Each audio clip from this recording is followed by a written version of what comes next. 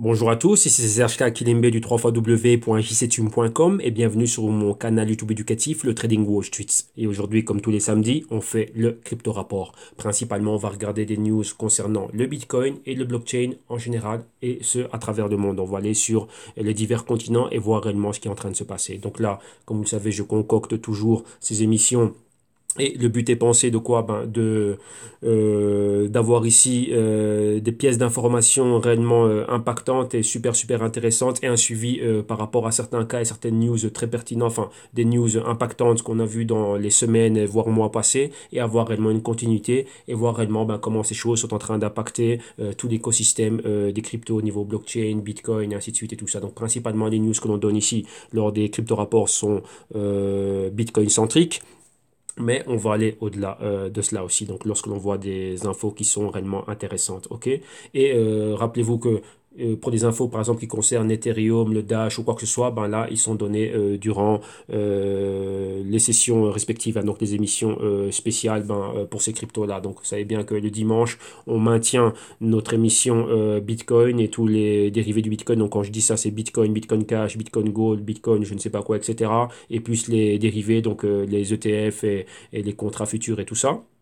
Donc là, c'est tous les dimanches. Et donc, par rapport aussi à ce que je vous disais durant la semaine, donc principalement vendredi, j'en avais parlé, j'ai dit que maintenant on allait changer le format. On va regrouper les cryptos. Donc, les émissions quotidiennes vont être basées. Le contenu va être basé sur quoi? Sur des cryptos qui ont, on va dire, qui sont en compétition directe, hein. Donc, vous voyez, bon, on va maintenir le dimanche. Donc, le dimanche avec le Bit dimanche. Dimanche spécial Bitcoin, ça va rester comme ça ne va pas changer. Et le lundi, qui est la journée Ethereum, on va prendre Ethereum, c'est quoi? C'est des dApps, donc des créations d'applications décentralisées. Donc, on va regrouper toutes les cryptos qui sont en train de, comment dire, qui sont en compétition dans l'industrie des dApps, hein. Donc c'est Ethereum, Cardano, EOS, Neo, donc voilà. Ok, et donc après, on aura un exemple mardi, Litecoin, Dash, Zcash et Monero. Ok, et après, après d'autres cryptos et ainsi de suite. Ok, donc là, c'est ce qu'on va faire à partir de lundi. Donc on va réellement changer cela. Pourquoi? Comme ça va être, ça va être un peu plus intéressant et au niveau des émissions. Ok, donc là, à partir de lundi, on vient ça. Les dimanches, ça va rester le Bit dimanche. Ok, donc voilà. Et donc ici, maintenant, on va regarder un peu le programme de cette semaine. Donc, vous savez bien que là, je vais partager avec vous ce que moi j'ai regardé durant la semaine, ce qui a été vraiment super intéressant pour moi. Donc, je le partage avec vous, et afin que vous puissiez vous aussi lire et faire vos recherches et analyses de tout cela à votre propre discrétion. Donc, tous les liens que vous voyez ici seront partagés dans la description de vidéo de YouTube ici bas, donc, ici plus bas. Donc là, donc ne vous inquiétez pas. Tout ce que j'ai au niveau des ressources, vous allez les avoir vous aussi. Donc, c'est bien que YouTube ne me permet pas de mettre des longues descriptions. Donc, on va faire moitié-moitié. On va en mettre une partie aujourd'hui. On va dire jusque, on va regarder un peu comment c'est. Voilà. Jusque Las Américas et la partie asiatique et Australie, Europe et banquier, on va partager ça demain avec vous. Ok? Donc là, regardez bien dans la description de vidéo. Vous allez avoir tous les liens. Ok? Donc voilà, sans plus tarder, on va aller et on va commencer. Et avant d'aller directement regarder tous les articles, on va prendre un peu la température de l'écosystème, hein. Donc on a vu qu'il y a eu une forte baisse qui a eu lieu. On était tout près des 500 milliards de dollars. Vous voyez le 5 et vous voyez comment ça a baissé rapidement. Et vous voyez ici, là directement, on a une forte baisse. Là, on a perdu quoi? On était dans les 400 milliards pratiquement et en moins de 24 heures, on s'est retrouvé dans les pratiquement aux 350 milliards. Donc près de 50 milliards de dollars se sont envolés comme ça en moins de 48 heures. Donc là, on a vu la forte baisse. Donc le Bitcoin en dessous des 9000, ainsi de suite et tout ça. Donc voilà, donc là maintenant, ouais, qu'on commence à se récupérer un peu, mais ouais, que la tendance est clairement baissière. Et là, on revient. Donc là, vous pouvez même voir une espèce d'épaule, tête-épaule. On va voir si on va réellement revenir vers ce niveau-là. Mais vous voyez que le canal baissier ici, il est clair et net. Donc là, on va probablement revenir retester les bas. Et donc, on pourrait aller en dessous des 350 milliards de dollars. Mais là, on verra ça bien plus en détail demain lors du trade. Donc là, vous voyez que demain, le bit dimanche, on va se focaliser sur le Bitcoin, Bitcoin Cash, Bitcoin Gold, etc. et tout ça. OK? Donc voilà, ça c'est pour la température, on va dire. De l'écosystème crypto pour ce samedi. Ok, alors maintenant on va et on commence. On va commencer avec un article ici, enfin une vidéo qu'on voit ici de Fox Business et on parle de quoi? Est-ce que le Bitcoin serait le prochain compte bancaire suisse pour les particuliers? Donc là, vous voyez, c'est une question qu'avait déjà soulevé l'ancien président nord-américain, donc Barack Obama. Et maintenant, ici, ben, sur le plateau de Fox Business, bon, on a des personnalités de Wall Street et ainsi de suite qui viennent là et en débattre. Ok, donc ça, ben, voilà, c'est les risques qu'il y a. Pourquoi? Des risques, je m'explique. Si c'est le cas, eh ben, on ne passera plus par Société Générale. Des personnes comme Jimmy Dimond et ainsi de suite ben, seront au chômage. Ouais, en gros, c'est ça. Ouais, ok. Donc voilà. Donc vous voyez que le blockchain, les cryptos et ainsi de suite, eh bien, ça vient chambouler les plans de pas mal de personnes et ça va redéfinir les rôles de beaucoup de personnes et ça va vraiment, comme on le dit, hein, perturber déjà toute l'industrie. Donc ça vient chambouler les plans de l'ordre établi. Donc maintenant, ben, il va y avoir un nouvel ordre, des nouveaux business et pas mal de choses qui vont être développées. Vous voyez un peu ce que lorsque Internet est arrivé, bah, ça a changé la manière dont on consomme. On consomme online maintenant, on fait nos courses online, on fait des trucs online maintenant. Vous voyez qu'on ne va plus spécialement à la banque, ou aussi où ça, on peut payer nos factures online, faire pas mal de choses online. Donc voilà, donc là, les cryptos, c'est exactement la même chose. Donc beaucoup de personnes se sont vues affectées par cela. Et ceux qui n'ont pas su s'adapter, eh ben, ils sont aux oubliettes. Ok, donc voilà. Est-ce que le Bitcoin serait le prochain compte bancaire, enfin le prochain compte bancaire suisse pour tous les particuliers? Alors maintenant, on va où maintenant? On va regarder toujours ce qui se passe ici au niveau mondial et ça c'est quelque chose desquels j'avais déjà, j'en avais parlé brièvement avec vous. Mais là c'est une institut d'analyse et de recherche qui a fait un bon travail de recherche, un très bon travail d'analyse. Pourquoi? Ben, pour parler des prix, combien ça coûte de miner le Bitcoin, par exemple où vous êtes en France, là où moi je suis en Espagne et un peu partout dans le monde. Et ils se sont basés sur quoi? Sur les prix d'électricité. Et donc par rapport à ça, ben, ils ont fait leurs calculs, ainsi de suite et tout ça. Et ils ont amené des résultats et ils ont mis ça sous forme de carte et c'est très très très intéressant combien coûte comment dirais-je, hein, comment dirais-je, en rapport à l'électricité, ben, ça coûte combien de miner un bitcoin. Et vous voyez qu'il y a des pays, par exemple en Albanie, ça coûte 3894, au Samoa ici, ça coûte 10 000 $, donc le tout est équivalent en dollars, hein. Donc au Laos, ça coûte 4800 et des poussières, au Koweït, ça coûte moins de 2000 $, et ainsi de suite. Et je vous dis déjà, le pays le moins cher pour miner le bitcoin, c'est le Venezuela. Donc Venezuela est à 500 $, si je ne me trompe pas. Voilà, 551 $ exactement. Donc là, c'est le pays le moins cher au niveau en rapport à l'électricité. Vous voyez, les prix d'électricité qui sont super bas et ainsi de suite. Donc voilà, la consommation d'énergie elle est moindre. Donc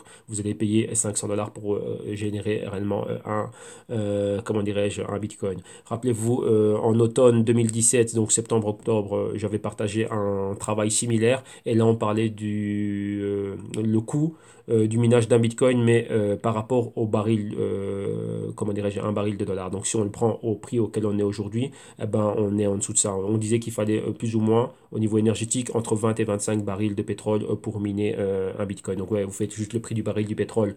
Donc maintenant, c'est quoi? On est on flirte avec le support des 60. Donc 60 $, c'était une résistance pour le baril du WTI.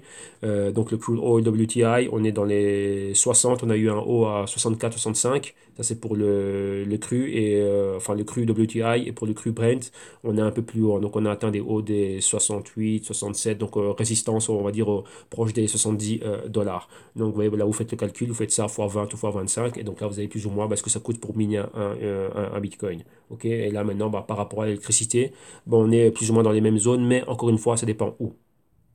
Ok, donc voilà, donc l'endroit le moins cher au monde pour miner, c'est quoi? Le Venezuela. Vous voyez que la Russie aussi, hein, ouais, en Russie, en Ukraine, ouais, bon, à la frontière, là-bas, c'est 1852 et en Russie, c'est 4675. Donc vous voyez que là, par rapport à l'électricité, vous comprenez maintenant pourquoi est-ce que les mineurs veulent toujours avoir des deals, être près des centrales ou directement aller là où on a accès à de l'hydroélectricité ou aller dans des pays scandinaves. Par exemple, on va essayer de trouver un pays scandinave ici. En Islande, 4746. On va regarder un peu Suède, Norvège, des pays pareils. Norway, 7000. Qu'est-ce qu'on a encore Euh, comme pays scandinave? Attendez, monter un peu plus haut. Voilà, en Suède, 4000 et des poussières. Quoi encore? Rapidement, comme ça. Mhm. Ta, ta, ta, ta, ta, ta, ta. Ouais, en Chine, ouais, là où il y a Bitmain, voilà, ouais, ça coûte exactement quoi? 3172. non, ouais, qu'il y a des pays, par contre, ne pas aller au Bahreïn, ne pas aller en Belgique pour tenter de miner, voilà, ça va vous coûter super super cher. Non, j'ai pas vu bien plus de pays, mais bon, voilà, là vous allez avoir tous les liens. Et donc regardez ça, c'est super super intéressant. Donc voilà, calculez cela. Donc ça peut être une chouette information, chouette travail. Donc là, bravo à ceux qui l'ont fait. Maintenant, une autre news aussi au niveau global que j'avais partagé avec vous aussi. Et là, on parle du Grayscale. Rappelez-vous le GBTC, qui était le Investment Trust à travers lequel j'avais partagé une news avec vous. On voyait la banque privée, comment dirais-je, les banquiers Rothschild, hein, étaient investis dans les cryptos à travers le GBTC. Donc j'avais partagé ça où il y a un bon bout de temps, je pense que c'était en août 2017 ou septembre, enfin fin de l'été, début de l'automne. Donc là, regardez dans ce qu'on a dans les archives. Et maintenant, ben, ce fonds, ce trust, qu'est-ce qu'ils ont fait? Ben, ils ont lancé bien plus de produits. Donc maintenant, en plus de l'ETF du Bitcoin, il y a un ETF sur le Bitcoin Cash, sur l'Ethereum, sur le Ripple, sur le Litecoin et sur le Zcash. Et ils ont aussi, et Ripple aussi, ah oui, Ripple, j'ai déjà dit, et sur le Litecoin. Et ils ont lancé, quoi encore? Ils ont lancé un fonds qui investit principalement dans les grandes capitalisations crypto, hein. Donc principalement, c'est les 5 super connus. Donc Bitcoin, Bitcoin Cash, Ethereum, Litecoin et Ripple.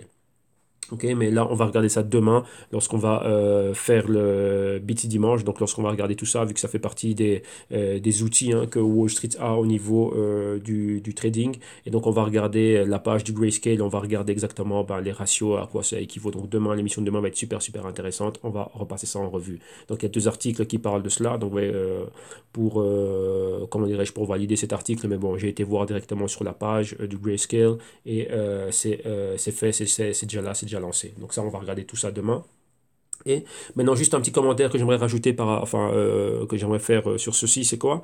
C'est que, ouais, que ça, c'est un indicateur. C'est un indicateur pourquoi? Ben, vous voyez directement ce qui intéresse les personnes à Wall Street. Rappelez-vous qu'à Wall Street, il y avait toujours beaucoup de pourparlers où les grands banquiers, les banques, les investment banks, ainsi de suite, ouais, les JP Morgan, les Goldman Sachs, Morgan Stanley, ainsi de suite, ne rentraient pas directement dedans. Rappelez-vous, j'ai toujours dit que Wall Street n'opère jamais dans quelque chose s'ils ne savent pas comment se couvrir, vu qu'il y a des risques lorsqu'on est en train d'opérer. Et surtout avec les fluctuations, donc la volatilité qu'il y a dans les cryptos, c'est terrible. Donc eux, ils doivent pouvoir, comment dirais-je, numéro un, shorter la chose et numéro 2, avoir énormément d'outils pour pouvoir générer leur stratégie de couverture. Donc là, j'ai fait une vidéo où j'étais en train d'en parler et je vous ai fait un exemple avec le Nasdaq. Donc voir exactement bah, comment ils peuvent se couvrir avec le Nasdaq, avec les ETF, avec les inverted et ainsi de suite. Donc il y a une pléiade d'outils qu'ils ont et d'actifs dérivés à effet de levier et d'autres pas, mais qui leur permettent de couvrir leur exposition ou si eux doivent prendre du risque pour un client, eh ben, que eux puissent se couvrir correctement. Donc vous voyez, ça c'est la clé, c'est une des règles principales à Wall Street, c'est ça. Toujours où est le risque et comment est-ce que nous on va se hedger par rapport à ce risque. Et donc là, vous voyez, ils ont énormément d'outils maintenant avec lesquels ils peuvent le faire. Et aussi, ça va rassurer des investisseurs bien plus traditionnels qui, en vue des retours et en vue de la volatilité qu'il y a dans les cryptos, mais ayant peur pour la sécurité de leurs fonds, veulent avoir de l'exposition, mais de manière indirecte. Donc vous voyez qu'il y a pas mal de choses qui vous permettent d'avoir de l'exposition, mais si vous voulez une exposition directe, on va dire ça comme ça, bien plus directe, avoir un contact bien plus direct avec la crypto, vous voyez, au lieu d'aller vers un Nvidia ou un ETF du secteur semi-conducteur ou ainsi de suite, bah là, pour aller bien plus directement vers la crypto, là, c'est quoi? Bah, c'est passé par un fonds. Donc, vous achetez des actions du fonds, donc une participation dans le fonds, et le fonds, lui, va acheter et vendre les cryptos comme ça. Donc, en fonction du nombre d'actions que vous avez. Donc, tout ça, on va regarder ça demain pour voir les ratios et voir l'exposition qu'a le fonds et ainsi de suite. OK? Donc, demain, ne ratez pas le Bit dimanche. Donc maintenant on continue, on laisse le grayscale de côté et maintenant on va où? Là il y a une vidéo que j'ai partagée avec vous. Quoi? Ce sont 2 experts et journalistes donc qui étaient là depuis les premiers jours du blockchain et du Bitcoin et ainsi de suite. Et là ils sont à Google pour un Google Talks. Et donc là bah, c'est un truc super super intéressant pour voir parce qu'ils donnent pas mal d'insights et ils parlent un peu de la perception qu'il y a au niveau mondial et d'un côté de la population et d'un autre côté bon c'est la population aussi, mais la partie, on va dire, des investisseurs de Wall Street et ainsi de suite, comment le tout est perçu et comment est-ce que ça va venir évoluer et comment ça vient perturber l'ordre établi et comment dirais-je, les institutions bancaires au niveau de l'industrie et du secteur financier et ainsi de suite. Ok. Donc voilà, ça c'est super, super intéressant. Là, on reste au niveau global et un gros problème qu'il y a, c'est Twitter. Rappelez-vous qu'à Twitter, maintenant, il y a beaucoup de fraudes Principalement quoi? Usurpation d'identité, donc de personnalités très influentes au niveau, enfin, au niveau crypto. Donc les développeurs, par exemple, des personnes comme Justin Sun, Charlie Lee, Vitalik Buterin ou d'autres personnes ont eu leur compte hacké ou leur compte usurpé. Donc des personnes essayent d'usurper leur identité et lancer des produits frauduleux, des campagnes frauduleuses, ainsi de suite. Donc faites super attention. Et ici, on en voit un cas avec ce screenshot que vous avez là. Donc vous voyez que Satoshi Life, c'est lorsque vous regardez le Litecoin, donc c'est Charlie Lee, le fondateur du Litecoin, où il a son Twitter qui est @Satoshi Light.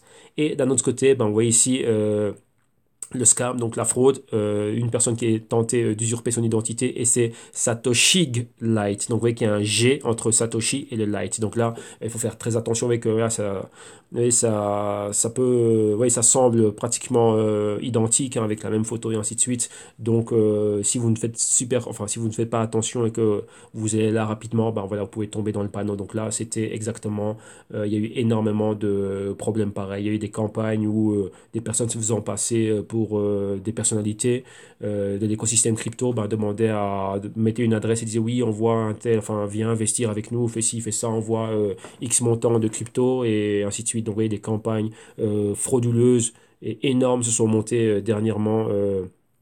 Comment dirais-je, sur Twitter. Et donc, ouais, Twitter aussi, c'est un outil très, très, très important. Il y a énormément de news, il y a énormément de feeds hein, tout le temps. Vous voyez que directement là, si on a accès directement aux développeurs, dès qu'ils ont un truc, une idée ou quoi que ce soit, ou une annonce à faire, principalement, ça va très rapidement sur Twitter.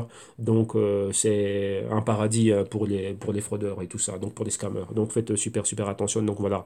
Et là, maintenant, bah, qu'est-ce qui s'est passé? Bah, Jack Dorsey, le CEO de Twitter, bah, a promis, comme il dit lui-même, de vraiment faire attention à ça et de pallier réellement à ce problème parce que voilà, ça euh, c'est vraiment d'enjeu pour l'utilisateur et pour ceux aussi, vous voyez, qui ne sont pas, qui ne font pas attention à tout, qui vont facilement croire que ça, et c'est vrai. Et donc voilà, ça va éviter des graves problèmes. Donc là, il y a toujours de l'argent au milieu, donc de faire des grandes pertes et d'investir avec des fraudeurs. Donc voilà. Alors maintenant, on continue. Au niveau global, on va à Bitrex, un super grand exchange. Et rappelez-vous, comme Bitfinex a lancé le Tether, donc là j'ai fait l'émission spéciale Tether il y a 2 3 jours ici. Et maintenant, qu'est-ce qu'il y a? Ben, il y a une compétition au Tether et là c'est lancé par Bitrex et ils ont lancé le True USDT, donc c'est donc le véritable USD, donc le véritable dollar américain, mais on va dire ça dans sa version crypto quoi. Donc vous voyez comme il y avait le USDT, maintenant il y a le TUSDT, le TUSD pardon. Donc vous voyez le USDT c'était le Tether. Et le Through USD, maintenant c'est TUSD. Donc voilà, Tether lancé par Bitfinex et le TUSD lancé par quoi? Par Bitrex maintenant. Donc voilà, donc eux ils disent qu'ils sont réellement 1 à 1 avec, enfin ratio 1, 1 to 1, comme on voit ici, hein, avec le True USD et qu'il n'y a pas de problème d'audit, et ainsi de suite, qu'ils ont vraiment les fonds séparés à part hein, et tout ça. Donc voilà, donc on verra exactement ce que ça va donner, on va continuer à le suivre et on verra d'ici là. Mais rappelez-vous, bon voilà, hein, je vous ai montré les travaux, vous avez eu mon travail de recherche vis-à-vis du Tether et jusqu'à présent on attend l'audit, on n'a pas encore audité cela, même vous avez vu que le cabinet d'audit a abandonné et a dit que voilà, il passe outre du Tether. Donc là le problème persiste et ça reste toujours là. Continuons maintenant. Et qu'est-ce qu'on parle de quoi ici? Et ici, on parle principalement de la compétition au sein des cryptos et de ce qui s'est passé dernièrement avec la SEC. Donc, la SEC qui tente de réguler réellement le Bitcoin. Vous qu'on essaie toujours de lui trouver c'est quoi exactement le Bitcoin? On va où? C'est quoi? Et on fait quoi avec ça? Et ici, on a monsieur Thomas Lee de Fund Street Advisors et Analysis. Et rappelez-vous, c'est ce monsieur qui avait prédit le Bitcoin à 20 000 pour la fin de l'année 2017. Et maintenant, ben, malgré la baisse qu'on a vue dans le Bitcoin, il dit que le Bitcoin pourrait encore bien baisser, bien, bien, bien plus bas. Mais il dit qu'il finira l'année 2018 à 25 000 dollars. Alors, là, vu que c'est l'ancien JP Morgan, donc bon, il a passé toute sa vie à Wall Street, et donc là, il explique le pourquoi, du comment, et il vient et il parle enfin, il défend sa thèse, et bien sûr, et il parle de tout ce qui s'est passé au niveau de la SEC, ainsi de suite, lorsqu'on a vu cette forte baisse au niveau du Bitcoin, ainsi de suite, et bien sûr, il parle aussi des compagnies, hein, maintenant, qui rajoutent le nom blockchain dans tout ce qu'ils sont en train de faire, donc pour avoir de l'exposition à tout ce qui est crypto et blockchain, mais voilà, donc là, il explique un peu, enfin, en résumé, sa thèse du pourquoi, du comment, du Bitcoin à 25 000 pour la fin de l'année 2018. Maintenant, continuons. Et encore une autre vidéo ici. Et là, maintenant, on parle des bifurcations du Bitcoin. Rappelez-vous, je vous ai parlé du Bitcoin Private, qui est une bifurcation encore du Bitcoin. Mais cette fois-ci, ne vient pas directement du Bitcoin, mais elle vient du Z classique. Donc, rappelez-vous, le J classique est une bifurcation du Zcash. Et le Zcash lui-même est une bifurcation du Bitcoin. Et donc là, maintenant, il y a eu pas mal de remue-ménage et ça a été fort critiqué. Pourquoi? Parce qu'on dit que Z classique, ils auraient pu tout simplement appeler ça Z Classic Coin ou je ne sais pas quoi. Et pourquoi reprendre le nom Bitcoin? Mais tout simplement, pourquoi? Pour le buzz. Vous voyez que appeler ça Z classique, je sais pas quoi, même moi, je l'aurais jamais vu si ça ne s'appelait pas Bitcoin. Ouais, dès que j'ai vu Bitcoin private, je dis oh, c'est quoi ça? Encore une autre bifurcation. Et quand j'ai vu c'était quoi, je dis ah ok, ça va, je comprends. Donc voilà, là c'est vraiment pour des questions de marketing et de pub. Ouais, c'est de la pub gratos pour laquelle vous n'avez pas besoin de payer. Pourquoi? Vu qu'il y a le mot Bitcoin dedans. Ok. Donc voilà une autre bifurcation, donc là j'en ai parlé le jour du Zcash et ainsi de suite. Et donc voilà, bifurcation de la bifurcation. Alors maintenant on reste, là on va encore au niveau global et maintenant on va s'intéresser à une start-up française basée à Paris. Et qu'est-ce qu'ils ont fait? Ils ont fait un crypto heater, donc c'est un chauffage qui vous permet de miner des cryptos pendant que vous êtes en train de l'utiliser. Donc là, c'est un truc super intéressant parce que dans ce chauffage, il y a deux cartes graphiques, donc deux GPU de AMD qui servent, qui ont été, on va dire, préinstallées et qui servent à miner. Qu'est-ce qu'on peut miner avec? C'est l'Ethereum qu'on peut miner avec. Hein. Donc voilà, donc miner des cryptos pendant que vous êtes en train de chauffer votre domicile. Et donc là, c'est un truc pas mal. Et la startup qui est derrière est une startup qui a déjà remporté pas mal de prix, qui a déjà eu une très très très bonne trajectoire et réellement et continue à aller de l'avant. Et voilà, comme il disait, il y a deux GPU RX 580 de AMD. Et donc là, c'est super, super bon. Et voilà que par défaut, ça vous permet de miner de l'Ethereum, comme ils disent ici. Hein. Donc là, voilà. Donc ça, c'est quelque chose de pas mal. Il fallait y penser. Et lorsque je dis, ah, tiens, ça, c'est original. Et donc, voilà. Et donc là, ils expliquent exactement tout ce qu'ils sont en train de faire. Donc là, je vous suggère d'aller directement sur la web comment dire, il y a le lien ici quelque part dans l'article de la compagnie pour voir réellement ce qu'ils sont en train de faire et les premières livraisons devraient arriver fin mars si je ne me trompe pas. Voilà. Pour un prix c'est vendu à 2 900 € et les premières livraisons vont arriver le fin mars, donc ici comme ils disent le 20 mars et il y a des revenus possibles, donc ils disent bien possible de 100 € par mois de Bitcoin. Donc là, lorsque vous êtes en train de miner cela, donc ok, donc là ça peut être pas mal. Donc voilà, vous regardez vous-même en combien de temps vous allez pouvoir amortir cela et avoir réellement un bon retour sur investissement. Et donc voilà. Donc ça c'est pas mal, c'est intéressant. Donc voilà, chapeau à cette équipe là pour leur travail. Il fallait y penser. Alors maintenant on continue et maintenant quoi, on laisse le côté global, vous voyez, les news un peu globales comme ça, et là on va directement s'intéresser à ce qui se passe sur les continents. Et on va commencer par l'Afrique. Et qu'est-ce qu'il y a? Encore des fraudes. Rappelez-vous, je vous avais parlé déjà de cette fraude qui a eu lieu en Afrique du Sud. C'est quoi? C'est un ancien trader de Wall Street qui est parti en Afrique du Sud et qui a monté BTC Global. Pourquoi? Pour donner accès donc à un exchange, donner des services crypto et ainsi de suite aux investisseurs premièrement locaux et aussi internationaux. Vous voyez que vu la position du personnage, d'où il venait, où il avait travaillé, ainsi de suite. Et on donne son nom aussi. Hein. Voilà, c'était un trader très très connu, Stephen Twain, et donc il allait monter directement sa compagnie là-bas en Afrique du Sud, et c'est quoi? Le monsieur a disparu avec plus de 50 millions de dollars de valeur en Bitcoin de la plupart des investisseurs sud-africains, américains, australiens et d'autres dans d'autres endroits du monde. Et maintenant il a laissé les personnes, donc des personnes qui ont, comment dirais-je, qui ont accepté de venir bosser avec lui, comment dirais-je, dans de graves problèmes.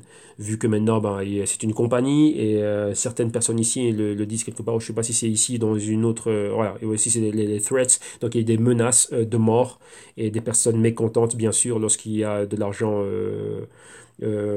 comment dirais-je, dans l'histoire, qui sont venus demander des comptes, et la personne n'est pas là, elle n'est plus là, et elle est partie avec tout l'argent, mais il y avait des personnes qui travaillaient avec lui, donc imaginez-vous, secrétaire et ainsi de suite et tout ça, et eux aussi n'ont rien compris, eux aussi n'ont pas accès à la personne, et là maintenant c'est passé aux autorités, et donc on le recherche maintenant. Et donc la personne a disparu du jour au lendemain. Donc vous voyez que ça c'est très très très, comment dirais-je, c'est terrible, et donc vous voyez que même des personnes qui ont une trajectoire de ce calibre, ben voilà ce qu'elles peuvent faire pour de l'argent. Et surtout maintenant, vous voyez qu'avec dans l'univers dans lequel on est des cryptos, des cas de fraude comme ça, on en aura tout le temps. Donc faites super super attention. Vous voyez que si c'est pas Twitter, c'est pas l'exchange qui est hacké, c'est pas votre wallet, et ben maintenant c'est une personne de confiance qui dit viens on va monter un business et lui il a des mauvaises idées, ben il vous laisse vous avec les problèmes et lui disparaît avec la caisse. Donc voilà, donc là faire super super attention. Donc ça, c'était pour l'Afrique du Sud. Et maintenant, on va au Sierra Leone. Et au Sierra Leone, qu'est-ce qu'il vient d'avoir? Il vient d'avoir les premières élections faites via blockchain. Donc rappelez-vous, ce sont des pays qui cherchent à avoir leur développement, mais il y a toujours des problèmes de corruption. Et surtout, on connaît tous le problème des présidences et des gouvernements des politiciens et, comment dirais-je, des chefs d'État africains qui veulent rester là à vie. Donc on parle beaucoup de dictateurs là-bas, mais maintenant, bah, des élections qui ont été menées via le blockchain. Donc ça, c'est quelque chose de très, très, très, très bien. Donc là, c'est le genre de choses qu'on a envie de voir et qu'on encourage. Et maintenant, ben, c'est quoi? Ben, ça permet, le blockchain permet énormément de choses. Et que le blockchain, ce n'est pas que des transactions. Donc, réellement, le blockchain, il faut déjà savoir c'est quoi à la base. Donc, blockchain, c'est le nom commercial qu'on lui donne, hein, vu que bon, si on essaie d'en avoir une représentation graphique, c'est une chaîne avec pas mal de blocs, et les blocs contiennent quoi? Ben, des transactions qui ont été vérifiées. Ok. Mais pourquoi réellement ça a été créé? Ben, le nom complet, c'est F, donc c'est Full Consensus Distributed Ledger Technology. Donc pourquoi un full consensus? Imaginez-vous, vous voulez faire du business avec des personnes que vous ne connaissez pas.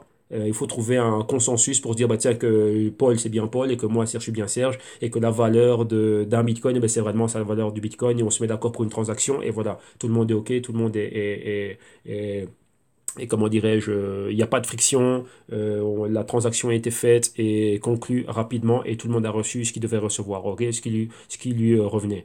Mais maintenant, ici, dans ce cas d'application, rappelez-vous, il y a énormément d'applications qui peuvent être faites sur le blockchain.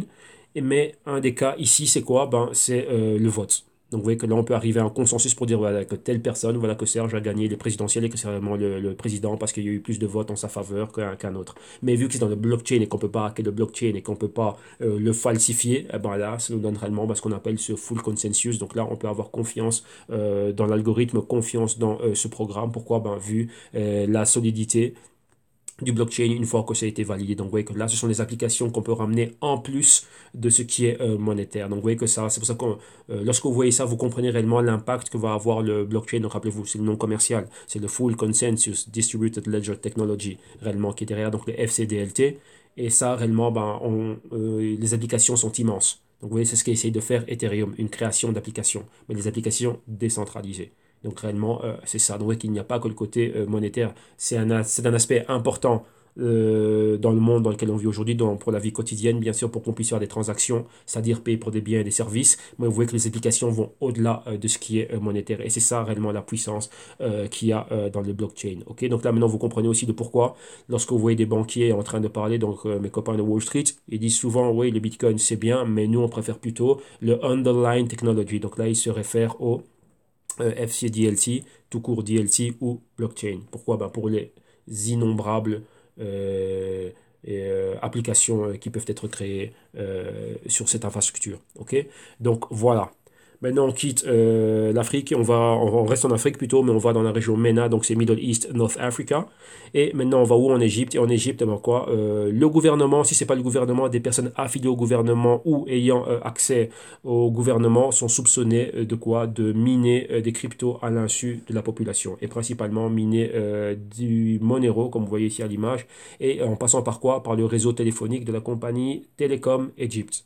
Donc voilà. Donc ça, c'est quelque chose de terrible, hein, ouais. Et là, maintenant, ben voilà, hein, comme il y avait déjà eu le cas, vous voyez que les pages où il y avait des malwares, pendant que vous êtes sur une page, comment dirais-je, on utilise l'énergie hein, donc de votre CPU pour miner du Monero, vu que le Monero peut se miner très facilement à travers n'importe quel dispositif, et c'est principalement du cloud mining, donc miné à travers Internet, et ainsi de suite. Ok, donc voilà, donc là, c'est ce qui se passe. Maintenant, on laisse l'Afrique et on va directement aux États-Unis. Et aux États-Unis, comme on a vu au début, et on a vu l'impact cette semaine, enfin, l'un des catalyseurs qui a encore poussé la baisse encore bien plus bas, c'était quoi? C'est la SEC. Donc, pour ceux qui ne savent pas, la SEC, c'est l'équivalent de l'AMF, donc de l'autorité des marchés financiers, mais maintenant en Amérique du Nord, principalement ici aux États-Unis. Et donc là, on en parle. Vous voyez, c'est toujours un problème de quoi? De régulation. Des cryptos, des ICO, des exchanges et énormément de choses.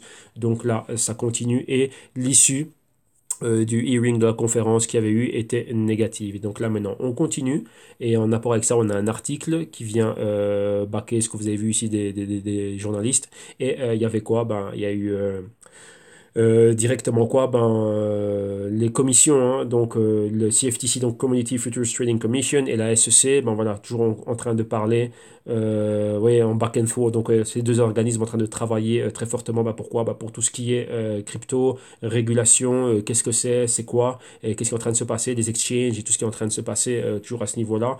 Et pour le moment, vous voyez que ça continue à aller et comment dirais-je?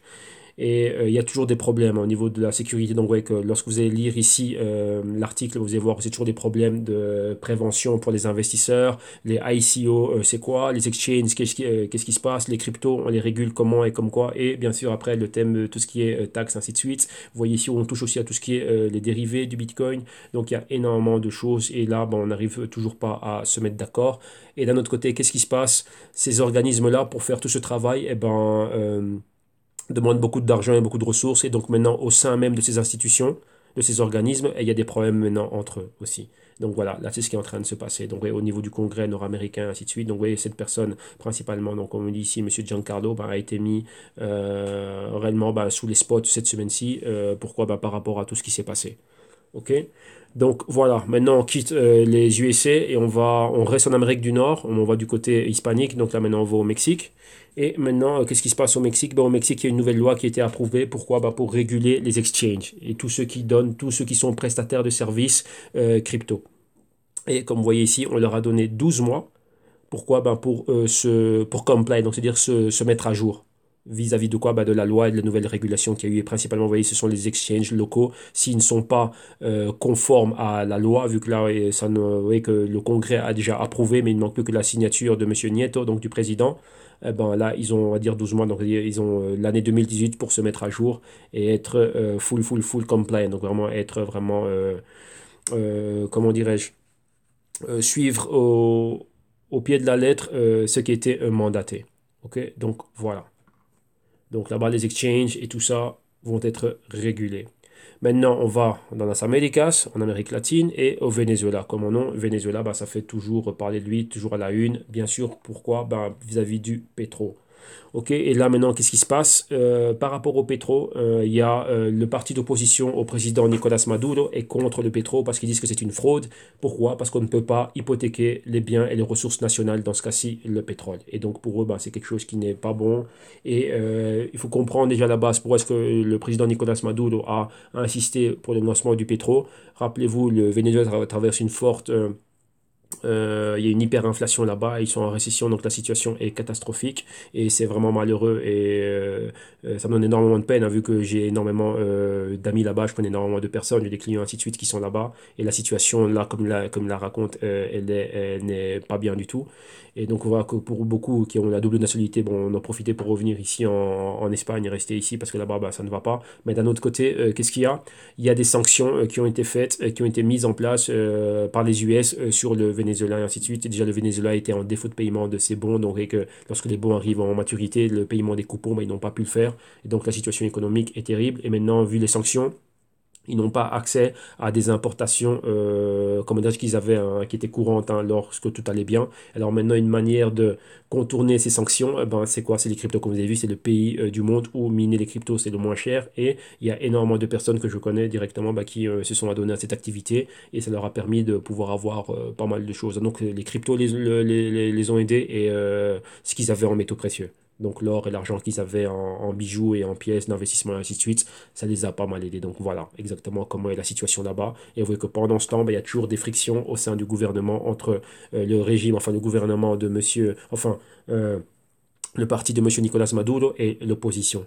Alors maintenant, on reste au Venezuela et qu'est-ce qu'on a ici? Comment est-ce que le pétrole va pouvoir être, comment dirais-je, distribué et accessible au reste de la population et aux autres investisseurs et ainsi de suite? Rappelez-vous, il y a eu la prévente hein, pour laquelle, là encore, on ne sait pas si c'est une spéculation, si c'est vrai ou si c'est faux, mais d'un côté, le président lui-même disait que oui, on a vendu pour X montant de pétrole, et d'un autre côté, l'opposition disait que non, qu'il n'y a rien qui était vendu, et même d'autres entités internationales qui étaient supposées avoir acheté du pétrole disent que non, qu'elles n'en ont pas et qu'elles ne comptent pas le faire. Donc on est là, c'est très mitigé. Donc on verra exactement ce qui est en train de se passer. Mais néanmoins, ils ont mis en place un système qui va permettre aux personnes de pouvoir avoir accès directement au pétrole, donc comme une plateforme Forex, hein, donc où on viendrait échanger, comment dirais-je, nos monnaies fiat, enfin nos monnaies fiat, donc principalement en dollars. Je ne sais pas si le bolivar a été inclus dedans, et l'euro et d'autres monnaies. Donc fiat contre directement du pétrole et comment dirais-je, ce marché, donc cette plateforme s'appelle le DICOM. Donc là, voilà, ils sont en train d'en parler ici. Donc là, ils parlent exactement de comment tout va se passer et comment dirais-je, ben, comment la plateforme va fonctionner, comment est-ce que le trade va fonctionner sur cette plateforme et ainsi de suite. Ok? Donc voilà, ça c'est pour le Venezuela. Donc là maintenant, on quitte l'Amérique latine, on va de l'autre côté du monde, on va en Asie. Et on commence avec la Chine. Maintenant, rappelez-vous, en Chine, depuis ce qui s'était passé en automne 2017, donc septembre-octobre 2017, venant de la PBOC, donc la Banque centrale chinoise, donc de Public Bank of China, et du gouvernement, donc le crack qu'il y a eu, bannir les exchanges, bannir les ICO et ainsi de suite. Maintenant, ben, le public a continué, donc la population a continué à trader, mais de manière OTC, donc c'est-à-dire de personne à personne directement, donc en s'échangeant les adresses de wallets et vu qu'ils n'ont plus accès à des exchanges et pas mal de choses, ils se sont tous regroupés sur quoi? Sur les réseaux sociaux. Et les quelques exchanges qui continuent encore à opérer, même en dehors de la Chine, avaient accès aux réseaux sociaux. Et maintenant, bah, le gouvernement leur a coupé l'accès aux réseaux sociaux. Et donc là, il y a énormément de problèmes. Et donc, vous voyez exactement ce qu'ils sont en train de faire. Et maintenant, pour cause, on parle de quoi? Le gouvernement est en train de mettre en place ce que vous voyez ici, donc le CPPC. Donc ce serait quoi? Ben, avoir des exchanges qui sont réellement backés par le gouvernement, donc quelque chose de régulé afin de pouvoir ben, continuer à trader les cryptos. Ok, donc là, voilà, c'est ce qu'il y a en plus des rumeurs qui avaient, enfin des développements en cours d'un crypto yuan. Ok, donc voilà. Donc ça c'est pour la Chine. Et là on reste toujours en Chine, hein, donc c'est toujours exactement la même chose. Et donc là ce sont des hauts dignitaires, des hauts représentants du gouvernement bah, qui parlent de quoi? Bah, ils disent que pour eux, le blockchain et tout ce qui doit être fait sur le blockchain doit être centralisé. C'est-à-dire que le gouvernement communiste chinois doit être derrière cela et le contrôler à 100%. Pour eux, quelque chose de décentralisé de cette nature-là, voilà, comme on le voit maintenant, ce n'est pas bon. Et pour eux, il faut que cela soit centralisé. Donc en gros, c'est ça. Donc ça, c'est un appui à ce que vous avez vu dans l'article précédent, celui-ci. Alors maintenant, on reste en Asie, on va un peu plus bas. On va où maintenant? On va... Ah non, on reste toujours avec la Chine, mais maintenant, on va revenir un peu sur ce qui s'est passé. Donc, vous voyez un peu le blocage qu'il y a eu des exchanges et pas mal de choses qu'il y a eu au niveau de couper l'accès aux réseaux sociaux et ainsi de suite.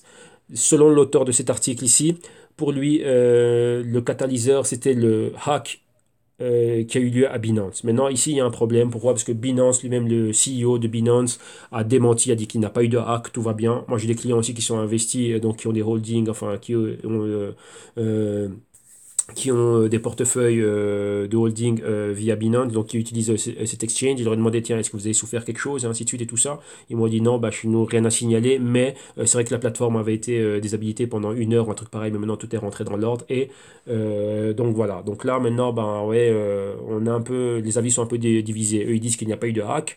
Enfin, Binance eux-mêmes disent qu'il n'y a pas eu de hack. Et d'un autre côté, on dit que oui, il y a eu un hack et que ça, c'était les catalyseurs. Pourquoi? Bah, pour tout ce qui s'est passé après avec les exchanges bloqués. Il y a certains exchanges qui ont été, comment dirais-je, euh, qui ont été bloqués durant pas mal de temps et ainsi de suite. Et ça aussi, ça aurait été le catalyseur, l'un des catalyseurs, hein, rappelez-vous de la baisse. Rappelez-vous que dès qu'il y a une baisse, quelque chose se passe. Et après, bon, on peut venir avec n'importe quel autre fait. On peut dire oui, c'était ça, ça et ça. Et pourquoi aussi une baisse? Ben, vous voyez que là, on perd du volume au niveau de tout ce qui est en train de se passer. Vous voyez, comme des Binance, BitMEX, Gate.io, Bitfinex, ainsi de suite.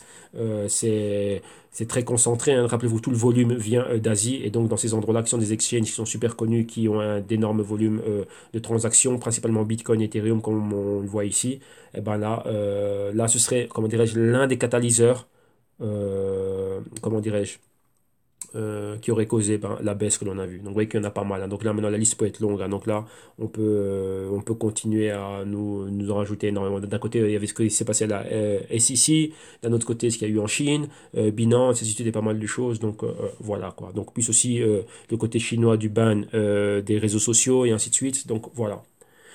Ok, donc là on laisse la Chine et on va juste à côté, on va en Corée du Nord. Et maintenant, on parle de quoi? Là, c'est de la spéculation ici. Je le dis bien, faut prendre cet article avec, vraiment avec des pincettes. Pourquoi? Là, c'est une autre représentante de la NSA qui porte des accusations. Donc on dit que soupçonnés, les soupçons sont à 99%, qu'ils sont sûrs que les attaques qu'il y avait eu sur les exchanges sud-coréens avaient été perpétrées par les Nord-Coréens, mais principalement par qui? Par des hackers qui auraient été mandatés par le régime de Kim Jong-un pour continuer à quoi? À financer leur programme nucléaire. Rappelez-vous que comme le Venezuela, le régime de Kim Jong-un, donc celui qui est à la tête de la Corée du Nord, est sous sanction, principalement nord-américaine, et les nord-américains, donc monsieur le président Donald Trump, ainsi de suite, veut durcir les sanctions imposées à la Corée du Nord. Et là, ça va pas se faire. Donc rappelez-vous, donc maintenant, vous voyez, nous, on vient ici pour parler crypto et ainsi de suite, mais vous voyez qu'on se retrouve dans une spirale géopolitique et géostratégique. D'un autre côté, pourquoi? Ils veulent plus de sanctions sur la Corée du Nord pour les empêcher d'avoir des fonds et de continuer leur développement nucléaire. C'est principalement ça qui dérange, on va dire, les commissions internationales et ainsi de suite. Et là, ça va pas vraiment pouvoir se faire. Pourquoi? Parce que là, on va dire que Kim Jong-un et son régime ont trouvé une parade. Rappelez-vous, ça c'est selon des hauts représentants de la NSA, comme vous avez ici. Donc c'est Madame Priscilla Moriuchi, NSA, donc National Security Agency, qui aurait dit cela lors d'une interview. Elle dit que voilà, eux, ce sont les principaux suspects de tous les hacks qu'on a vus dernièrement et principalement des hacks qui ont frappé, qui avaient pour target les exchanges et wallets des Sud-Coréens. Donc, vous voyez qu'il y a plus ou moins 11 000 bitcoins qui auraient été déjà dérobés et on dit que là, ils seraient en possession des hackers nord-coréens et du régime de Kim Jong-un. Et c'est comme ça qu'il serait en train de continuer à financer son régime et son programme nucléaire. Mais comme on le dit ici, faut pas être dupe.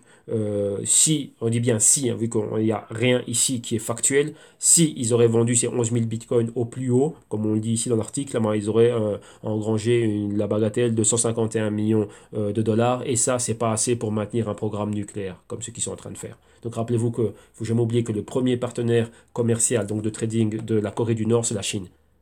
La Corée du Nord exporte du charbon à la Chine et la Chine utilise énormément de charbon à dire pour générer son énergie, principalement l'électricité. Et c'est pour ça que la Chine était sortie des accords de Paris. Il y avait toujours des problèmes vis-à-vis de ça. Pourquoi? Pour faire fonctionner ces industries, il vous faut de l'énergie. Et là, une partie de cette énergie vient de Corée du Nord. Donc c'est ça que vous voyez qu'il y a toujours des tensions. Si vous voyez souvent Monsieur Trump qui est en train de parler de la Chine, oui, que le régime de Monsieur Xi, donc de Xi Jinping, devrait être bien plus dur avec la Corée et ne devrait pas faciliter, comment dirais-je, cet apport économique, hein, de continuer à faire du trade avec la Corée, c'est principalement à cause de ça. Vu que la Corée a toujours de l'argent et peut toujours continuer à exporter ses ressources et être payée, et donc avec cet argent, financer leur programme nucléaire. Donc voilà. On en arrive à des choses politiques même maintenant lorsque nous on veut juste savoir dans quoi est-ce qu'on va investir et voilà et générer nos idées de trade et d'investissement. Voilà. Là c'est ça. Donc vous voyez que ça perturbe même les politiques maintenant. Ça les perturbait déjà, mais maintenant encore plus. Jusqu'à la Maison Blanche et au régime de Xi Jinping et du jeune homme et du jeune Kim Jong-un. Donc voilà, donc là on laisse la Corée du Nord et maintenant on va en Corée du Sud. Et qu'est-ce qu'on a maintenant? On a la plus grande messagerie, hein, donc application de messagerie, c'est Kakao, qui va lancer quoi? Futur ICO et probablement lancer aussi ça, comme vous voyez ici, son Kakao Coin. Donc voilà, donc quoi pour des paiements cash pour des utilisateurs de la plateforme. Donc c'est quelque chose de super super intéressant. Donc vous voyez que là le blockchain nous permet réellement tout ça. Vous voyez, on avait déjà vu Kodak, on a vu pas mal de compagnies, ainsi de suite, qui veulent commencer à lancer leur propre coin, leur propre ICO et ainsi de suite. Donc voilà, donc vous voyez que ça aussi Le blockchain ramène pas mal perturbe beaucoup l'ordre établi. Rappelez-vous qu'avant, la seule manière de lever des fonds, c'était ou les angel investors, ou pour ceux, on va dire, qui voulaient passer du type Wall Street, c'était les venture capitalistes, et après avoir une IPO, donc lancement en bourse, donc Initial Public Offerings, et maintenant on a les ICO, Initial Coin Offering, et donc là, vous voyez, ça change complètement tout, vu que ça, c'est une levée de fonds décentralisée. Donc voilà, donc vous voyez qu'il y a ça perturbe vraiment tout à tous les niveaux. Donc là, maintenant, on reste en Corée du Sud. Et qu'est-ce que l'on a? Ben, maintenant, on voit que quoi? Ben, une plateforme de réservation, de booking, et comment dirais-je, ben, des hôtels maintenant en Corée du Sud. Donc là, qui commencent à accepter quoi? Ben, qui commencent à accepter des paiements en crypto. Et cela, comment c'est arrivé? Ben, grâce à un partenariat entre WeMakePrice, donc cette plateforme, vous voyez ici un leading e-commerce platform en Corée du Sud, et BitHub, qui est un exchange, et qui permet ben, maintenant, le partenariat entre les deux ben, permet aux personnes de pouvoir réserver et en utilisant du Bitcoin, Ethereum, Litecoin, EOS, Bitcoin Cash, Ripple et encore bien plus. Donc là, voilà.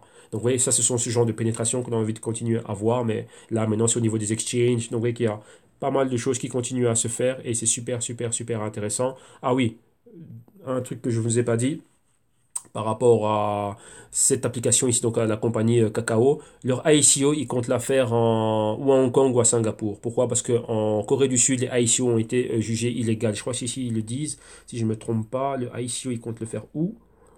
Ah voilà, pardon, c'est ouais, Singapour et Hong Kong. Voilà, là où ils comptent le lancer. Donc là, ça venait de me venir à l'esprit, donc j'avais oublié de vous dire ça. Donc voilà. Alors maintenant, on continue et on reste en Asie, on va à Taïwan. Et donc Taïwan, les petites îles, hein, ces archipels, groupes d'archipels, enfin d'îles autour de la Chine là. Et maintenant, quoi, eux, c'est quoi? Ben, ici, vous voyez une airline, donc des compagnies aériennes qui maintenant acceptent le Bitcoin. Donc, vous voyez qu'il y a de plus en plus de pénétration. Donc, on va commencer à voir. Quand on parle de pénétration, c'est des cas d'utilité concrète. Vous voyez, dans la vie de tous les jours, il y a des choses que l'on fait. Par exemple, vous voyez, j'ai été faire mes courses et j'ai utilisé du Bitcoin. J'ai été faire ci, j'ai utilisé du Bitcoin. J'ai payé, je sais pas, la babysitter et j'ai utilisé du Bitcoin. Vous voyez, et c'est des choses pareilles que l'on a envie de voir. Et vous voyez qu'il y a des choses des biens et des services que des personnes normales et communes font au quotidien, donc comme réserver son ticket et voyager, ben maintenant, là on le voit.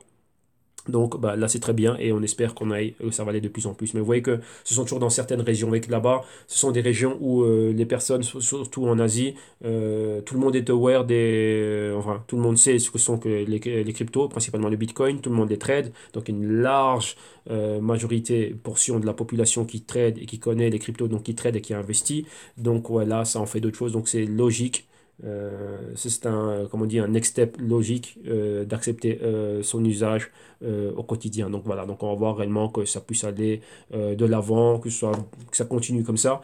Mais surtout, surtout quoi, qu'est-ce que nous on veut voir? C'est l'évolution réellement des cryptos, surtout lorsqu'on parle du Bitcoin, c'est quoi? Le coût des transactions, rapidité de la validation des transactions. Surtout ça que l'on veut voir. Et après, bien sûr, quoi, une stabilité des prix. Vous voyez que c'est pas un jour, à combien mon billet il est en fonction des fluctuations du prix du Bitcoin. Vous voyez que ce soit un peu plus stable.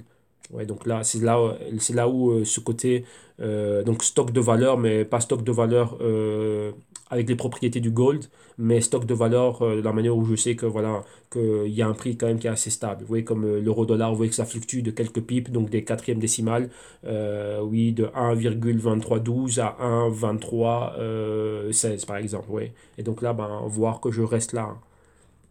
Donc c'est vraiment ça que l'on veut voir. Ok, mais pour le moment, bien. Continuons, on reste en Asie et maintenant on va où? Voilà, on va au Cambodge et comme vous voyez, inspiré par le Venezuela, le Cambodge est en train de penser à faire sa propre crypto nationale. Oui, qu'il y a pas mal de pays, hein. Ce ne sont pas les seuls, mais là, voilà, venant d'un petit pays comme ça, comme le Cambodge, pour eux, ce serait quoi? Ça leur permettrait d'aller encore bien plus loin dans ce qu'ils sont en train de faire. Et bien sûr, pourquoi? C'est pour l'intégration du blockchain comment dirais-je, au sens large du terme, mais vraiment au niveau économique, au niveau national. Et donc, voilà, l'un ne va pas sans l'autre. Et comme vous voyez, une personne qui le dit ici, hein, ça aurait un gros potentiel pour remplacer Visa et devenir une méthode de paiement mainstream, c'est-à-dire bien répandue d'usage quotidien. Vous voyez, c'est vraiment le mot-clé, mainstream. Quand on dit mainstream, voilà, nous en français, ce serait quoi? Ce serait ça, une utilité concrète au quotidien. Donc, ce soit normal pour moi d'aller quelque part, d'aller au Carrefour, faire mes courses et payer en Bitcoin, mais ne pas devoir attendre que ma transaction soit validée dans les 40, je sais pas, dans 48 heures. Ouais, d'aller au bistrot du coin ou d'aller acheter ma baguette de pain et de payer en bitcoin et pas rester là à la boulangerie pendant 3 jours en attendant que ma transaction d'1 euro, d'1,50 € soit validée. Ouais, c'est ça. Donc, que ça a faible coût et que les mineurs, ben voilà, valident ma transaction rapidement. OK? Donc ça aussi, c'est ça, hein, tout ce thème de pénétration dans, on va dire, dans l'économie au quotidien. Voilà, là c'est exactement la même chose. Donc ça c'est le même article pour baquer celui qu'on a vu juste avant. Et maintenant on continue. Et on va où? Ah oui, CoinCheck. Maintenant, on laisse la Chine et le Cambodge et on va au Japon. Et maintenant, rappelez-vous, il y a eu le hack à CoinCheck, exchange japonais, de près de quoi? 530, 537, 550 millions de dollars de valeur en NEM qui avait été volé, donc hacké. Donc rappelez-vous, c'est pas le NEM qui a eu un problème, c'est l'exchange. Donc la sécurité au niveau de l'exchange était mauvaise. Et donc, qu'est-ce qui se passe? Beaucoup d'utilisateurs étaient mécontents, ils ont attaqué CoinCheck en justice, et maintenant bah, CoinCheck va commencer à récompenser, enfin pas récompenser, mais à compenser, donc à dédommager les victimes à partir de la semaine prochaine. Ok, donc voilà. Donc là, bah, vous pouvez être là et continuer à le suivre. Donc là, ça allait loin, hein. Le gouvernement a commencé à s'y intéresser. Il y a eu des enquêtes qui ont été faites dans pas mal d'exchanges. Et vous voyez ici que le Japan Financial Services Agency, donc le FCA, donc ils sont ben, l'autorité des marchés financiers là-bas, les régulateurs aussi s'y sont mis. Et donc il y a pas mal de choses qui ont été faites, comme vous voyez ici. On-site inspections, donc des inspections ont été faites directement dans les exchanges. Bon, ici, le chiffre n'arrête pas de changer, hein. À un moment donné, c'était 520. Bon, non, ici, c'est 526. Ah ouais, bon, 526 millions de NEM, voilà. Là, c'est 530 millions, 550 millions, et bon, ouais, voilà. Selon les fluctuations, chiffre rond, on va dire 530 millions. Ok, donc voilà. Donc, compensation des victimes à partir de la semaine prochaine. Maintenant, un autre cas de fraude qu'il y avait eu, c'était le MTGOX, qui était un très très très grand exchange qui était basé au Japon. Et c'était un Britannique, hein, si je ne me trompe pas, qui avait monté cet exchange. Mais voilà, là, cette personne avait fait de la prison et ainsi de suite. C'est pourquoi, vu qu'il y avait eu, il y a eu un gros vol et énormément de personnes qui s'étaient retrouvées réellement ben, sans rien du tout, hein. Donc là, c'était il y a quelques années.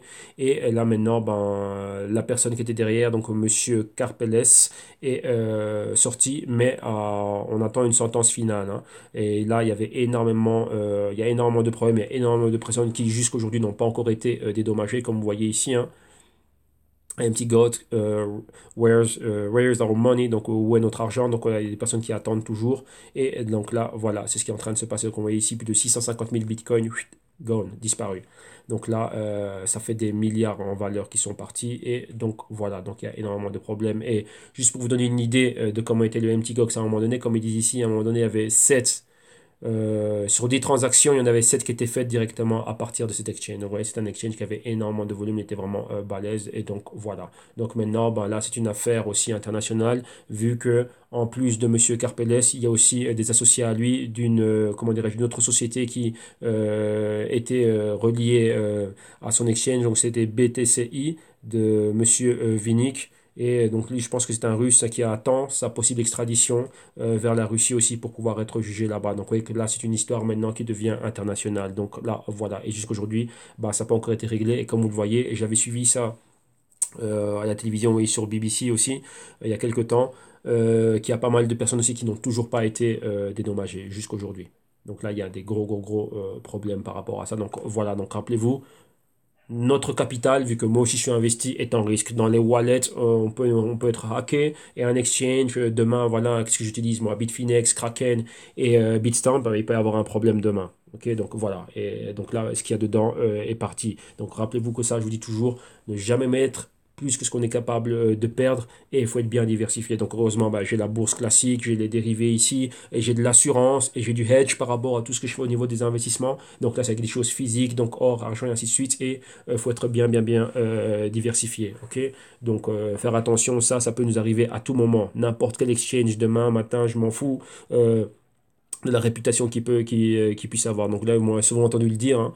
Ceux qui me connaissent bien le savent. Moi, j'ai confiance en rien de ces trucs-là. En aucun exchange, ni au même au broker avec lequel je suis en train de bosser. Pourquoi? À n'importe quel moment, il peut se passer un truc. Regardez, je viens de terminer une relation business avec Trading 212 et ça fait plus de 4 ans que j'opérais avec eux sans aucun problème. Et du jour au lendemain, ils ont commencé à faire des trucs bizarres. Donc voilà.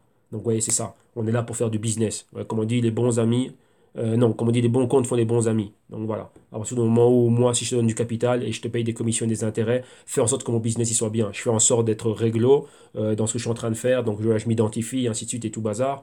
Mais faut pas me casser les pieds. Et surtout, là, rappelez-vous, c'est votre capital, durement gagné, ainsi de suite. Donc voilà, et qu'il soit bien traité et qu'on ait un bon service. On paye pour un service. On est client, on paye pour un service. Donc vous avez vu que des exchanges comme les Coinbase, ainsi de suite, qui ont fait des milliards de dollars, c'est ça, c'est nous, hein, lorsqu'on trade, qui sommes en train de faire tout ça. Donc voilà. Donc faire super super attention. Et des cas comme ça, comme vous avez vu le cas qu'il y a eu en Afrique du Sud, bah, ça arrivait. Donc ouais, on ne sait pas qui a. Regardez maintenant même Bitfinex avec le problème Tether et ainsi de suite. Donc voilà, imaginez-vous demain il y a un problème et qu'il n'y a pas de Tether, il n'y a pas quoi que ce soit, il y avait déjà des problèmes au niveau du paradis fiscal, hein, vu que la compagnie était montée dans les îles Vierges britanniques, imaginez-vous que voilà, il y a un problème après. On fait quoi? Bitfinex c'est un gros exchange, il y a énormément de volumes qui viennent là-bas. Il donne un bon service, donne accès à pas mal de crypto, mais voilà. Donc vous voyez que confiance et tolérance, zéro. Ouais, donc c'est ça le truc. Ok, donc voilà, même maintenant Binance qui avait une super bonne réputation, voilà, maintenant il se passe des trucs. D'un côté on dit A, de l'autre côté on dit B, et donc maintenant voilà. Donc vous voyez que là, la transparence ou quoi que ce soit, elle n'y est pas. Donc voilà, moi c'est mon principe, hein. Avec le capital on ne joue pas. Donc voilà, donc prenez-en de la graine et donc soyez sur vos gardes, soyez vigilants. On n'est pas Warren Buffett ni quoi que ce soit. Donc il faut avoir des bons systèmes, une bonne stratégie et aussi pouvoir couvrir ce que vous faites. Donc vous voyez que là ici, il faut y penser. Ok, donc voilà. Donc maintenant, on va rester hein, avec, comment dirais-je, tout ça, on va rester en Asie et maintenant on va à, bon là on retourne en Chine, on va à Bitmain. Donc Bitmain c'est le plus grand pool minier et Bitmain aussi fait quoi? Ben, ils sont aussi créateurs, hein, créateurs et fournisseurs de produits, comment dirais-je, pour miner des cryptos. Et maintenant, ben, qu'est-ce qu'il y a ici, Bitmain? Qu'est-ce qu'ils vont faire? Donc, on voit ici un, comme on dit, créateur de matériaux, enfin, de matériel hardware pour miner le Bitcoin. Qu'est-ce qui se passe? Maintenant, ils vont investir dans des startups. Pourquoi? Principalement, qui vont offrir des services financiers, mais pas dans n'importe quelle startup, comme vous avez vu ici, tout ce qui est central banks. Donc, rappelez-vous, les central banks, c'est une comment dirais-je, comment dirais-je, c'est une industrie. Donc, vous voyez qu'ils vont investir dans toutes les startups qui vont venir développer des projets blockchain basés sur les money center banks. Donc, vous voyez que pour des banques comme les JP Morgan, Wells Fargo et ainsi de suite, un peu plus proches de nous, bah, des banques comme BBVA, Santander ou comme vous en France, Société Générale et ainsi de suite. Dès que vous voyez le mot central banks, ce sont toutes les banques qui font partie du réseau de la banque centrale.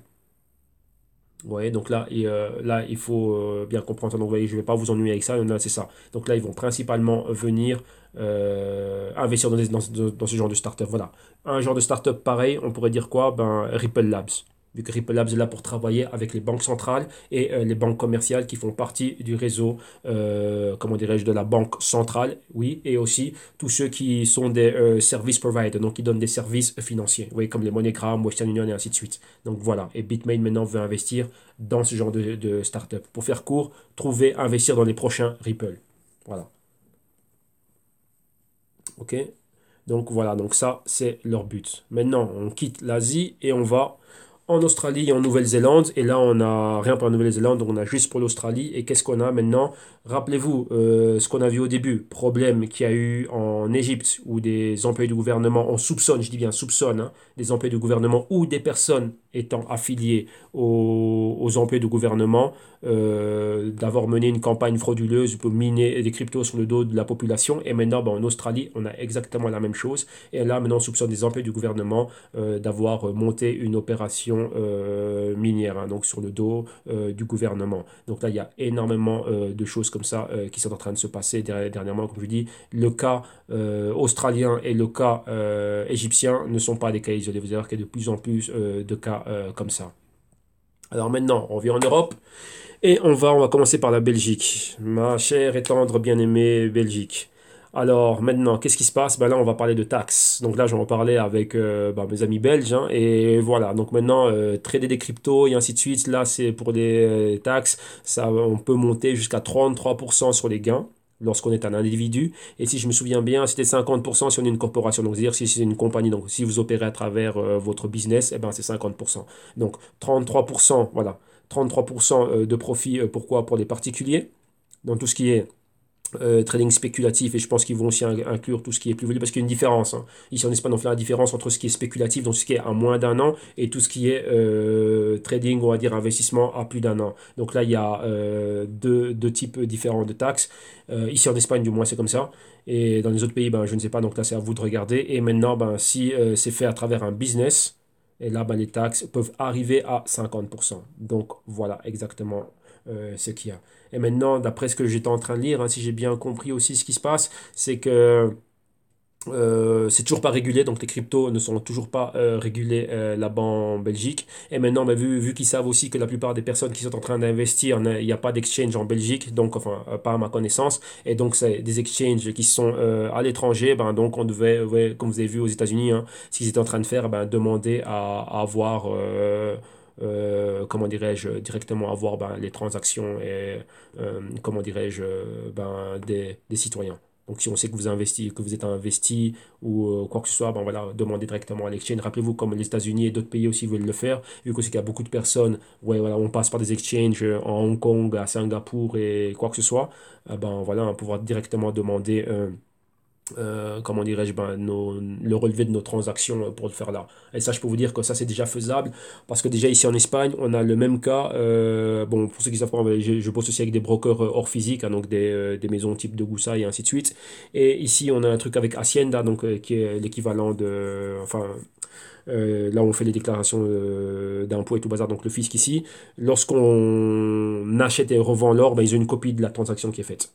Et lorsqu'on va revendre, ben, ils ont une copie de la transaction qui est faite, et c'est à nous après d'aller directement ben, déclarer la plus-value ou la perte qui a été faite lors de la transaction de vente. Et pareil aussi avec les brokers, directement, ben, lorsqu'on doit s'enregistrer, eh ben, vu que c'est régulé, ben, dans notre pays de résidence, ainsi de suite, eh ben, une copie aussi, à notre insu, ça peut être fait, donc là il faut le savoir, vous devez bien lire, à notre insu, le broker, si jamais le gouvernement lui demande, ou un organisme, on va dire national, hein, gouvernemental lui demande, eh ben, ils peuvent envoyer une copie de toutes nos transactions directement au gouvernement. Comme ça, si une personne ne déclare pas, ne fait pas ses déclarations fiscales correctement, ben, le gouvernement aura un relevé de toutes vos transactions. Donc, ils sauront combien d'argent vous avez mis, et directement ben, ce qu'il y a à déduire sur vos plus-values ou bien sur vos pertes. Donc là, rappelez-vous ça, la régulation des taxes, c'est un truc, je crois que ça va être le thème de l'année 2018, hein. Plus que le prix des cryptos, le retour sur investissement ou technologique, tout ce que vous voulez, le thème, ça va être régulation. Et c'est déjà le thème en Amérique du Nord. Donc aux États, donc aux States, c'est déjà le thème, hein. Régulation, va être toujours SEC, FTC, FTC, ceci, cela, ça va être le thème de l'année 2018. Régulation et impôt. Parce que qui dit régulation dit impôt. Oui, c'est ça. Donc ça va être un thème qui va nous coller durant toute l'année. Ok, donc là, on laisse la Belgique. Et on va où maintenant? On va... Ah, c'est en Ukraine. Et maintenant, on voit quoi? Ben, des pound shops. C'est quoi des pound shops? Un équivalent d'un pound shop, ce serait cash converter, pardon. Vous voyez que tout le monde connaît les équivalents des cash converters. Et maintenant, au lieu de revendre votre matériel et pouvoir acheter des choses à deuxième main, eh ben, vous pouvez aussi demander, vous voyez que ces entités-là sont autorisées pour pouvoir donner des micro-crédits. Donc, avec des micro-crédits sécurisés, ben maintenant, ils vont pouvoir le faire avec des cryptos. Donc, voilà, je sais pas, j'ai une télévision et j'ai besoin d'argent rapidement. J'ai pas envie de vendre ma télévision, ben, je la dépose et j'ai un mois, donc je la dépose. On me donne, on va dire, tiens, ta télé, on t'en donne 200 euros.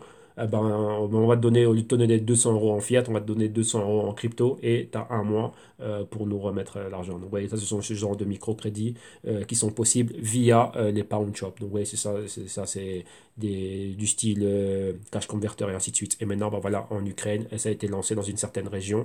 Et voilà.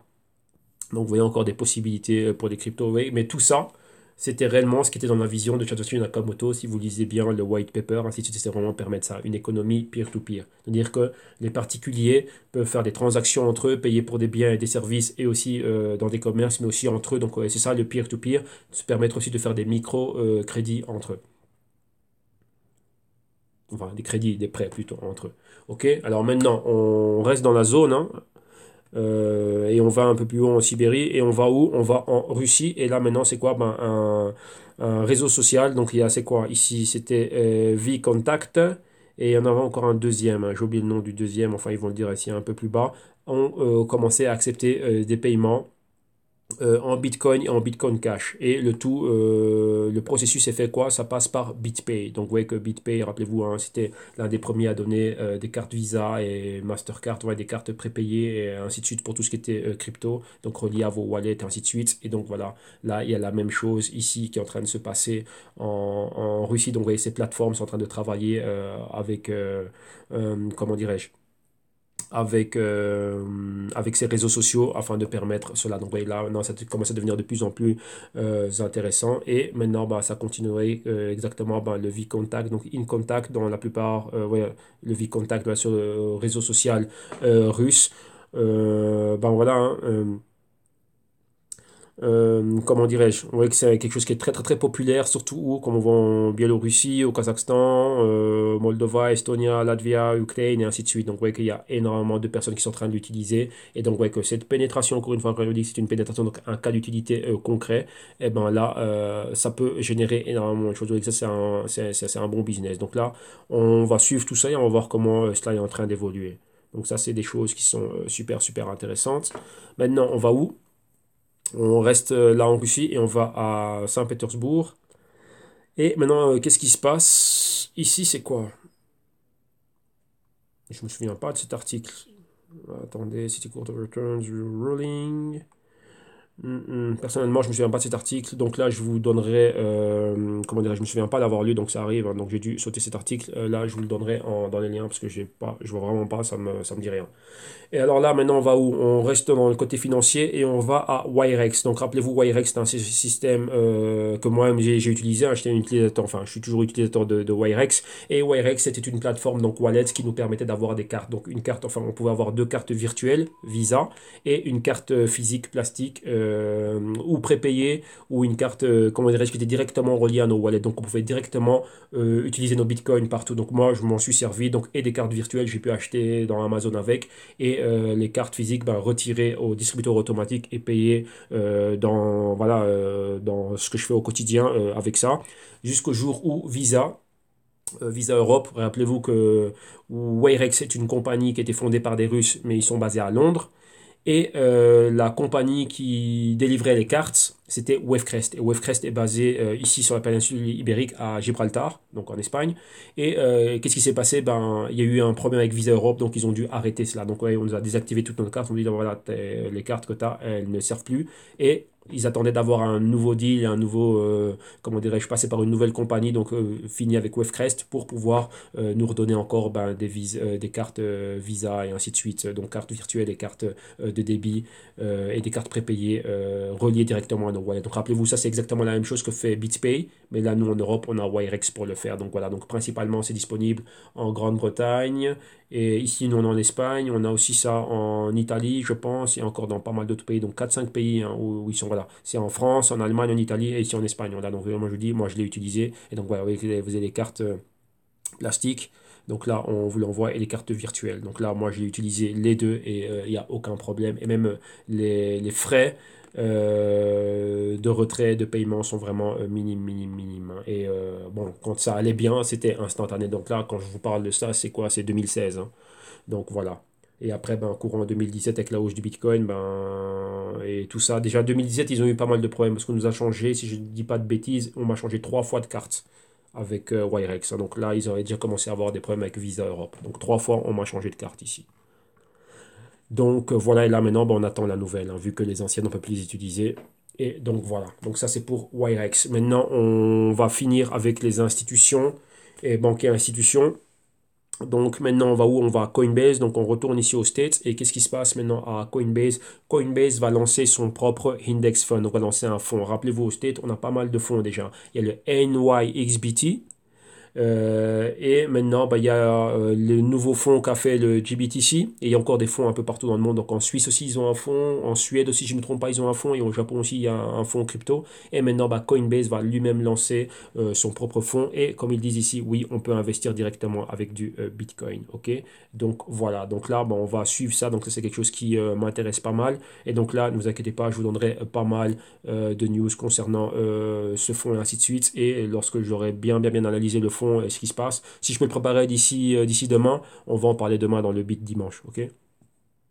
Là, on laisse Coinbase, on va à PayPal, et PayPal, qu'est-ce qu'ils sont en train de faire? Rappelez-vous, PayPal, c'est eux qui avaient la domination, hein, de tout ce qui est, pour tout ce qui était paiement pour les business et pour les particuliers online. On va dire que c'était un précurseur, hein, de tout ce qu'on voit ici au niveau Bitcoin, blockchain, ainsi de suite. Et maintenant, qu'est-ce qu'il y a? Ils ont rempli, ils ont déposé des patentes pour pouvoir quoi? Aller au-delà des transactions crypto. Rappelez-vous, on a des transactions crypto maintenant qui sont un peu lentes. Enfin, sont censés être rapides, mais l'évolutivité, taille des blocs, ainsi de suite, fait en sorte que la validation des transactions prenne du temps. Et maintenant, PayPal, ben, on retrouvé la ruse et se lance aussi, se lance dans le bain et vient rentre dans la compétition. Et eux, dans l'article, on explique exactement ce qu'ils comptent faire. Une création de wallet, donc de portefeuille, qui va vous permettre de faire des transactions bien plus rapides, sécurisées et sans friction. Donc là, c'est directement rentrant en compétition et ils viennent de déposer des patentes qui ont été acceptées et ils ont un plus dans cette technologie. Donc on va voir exactement ce qu'ils vont, comment dirais-je, ce qu'ils vont faire. Donc là, on va voir exactement, ce développement va être super, super intéressant, voir ce que PayPal va faire, hein, ok, à ce niveau-là. Donc ça c'est super super super intéressant. Il y a encore une chose, hein, qu'on va voir dans les Global Crypto Research, on va parler de la PayPal Mafia. Donc la PayPal Mafia, ce sont des personnages, bon, les premiers fondateurs et créateurs de PayPal. Rappelez-vous, PayPal c'est quoi? Ça vient de Elon Musk. Elon Musk était en train de faire une compagnie qui s'appelait XPay. Et d'un autre côté, il y avait Peter Thiel et tous ses copains qui eux avaient déjà PayPal, mais ça ne portait pas le nom de PayPal. Donc il y a eu la fusion entre Elon Musk, Peter Thiel, il y a encore pas mal d'autres personnes, et ils ont fondé PayPal. Une fois qu'ils ont fondé PayPal, ils l'ont revendu à eBay, et ils sont chacun partis dans leur truc. Donc maintenant, vous connaissez tous Elon Musk avec Tesla, SpaceX et SolarCity. Peter Thiel qui est derrière l'Ethereum, parce que c'est lui qui a financé le jeune Vitalik Buterin, et il a financé pas mal d'autres projets blockchain et beaucoup de start-up et ainsi de suite à travers son venture capitalist fund et tous ses copains, ce qu'on appelle la PayPal Mafia, ils sont tous dans des endroits et derrière des compagnies stratégiques. Une personne sans doute que tout le monde a déjà utilisé LinkedIn, le fondateur et créateur de LinkedIn, c'est un de la PayPal Mafia et la plupart des autres, bon, voilà, eux aussi, c'est eux aussi qui étaient les premiers investisseurs dans Facebook.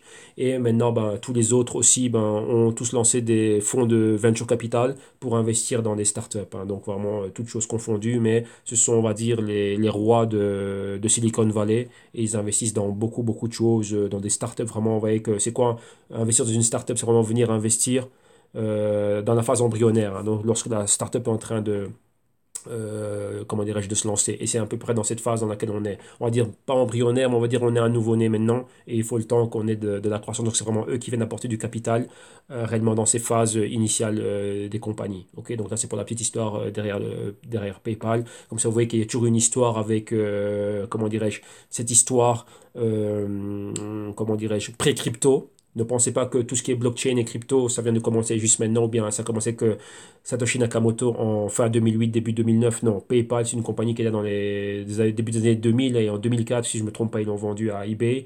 Mais déjà à cette époque-là, ils étaient déjà en train de penser à faire, comment dirais-je, paiement sécurisé, cryptographique, ainsi de suite. Déjà à cette période-là, si vous regardez bien l'histoire de PayPal et vous regardez les documentaires, hein, ils étaient déjà en train de parler, comment dirais-je, d'avoir une solution à ces problèmes. Donc maintenant, avec tout ce qu'on a eu, vu que tout ce qui est crypto, ainsi de suite, c'est open source, voilà, ils ont rapidement, comment on dit en anglais, connect the dots, regardé rapidement ce qui ne fonctionnait pas et comment l'assimiler à ce que PayPal a déjà et aller de l'avant.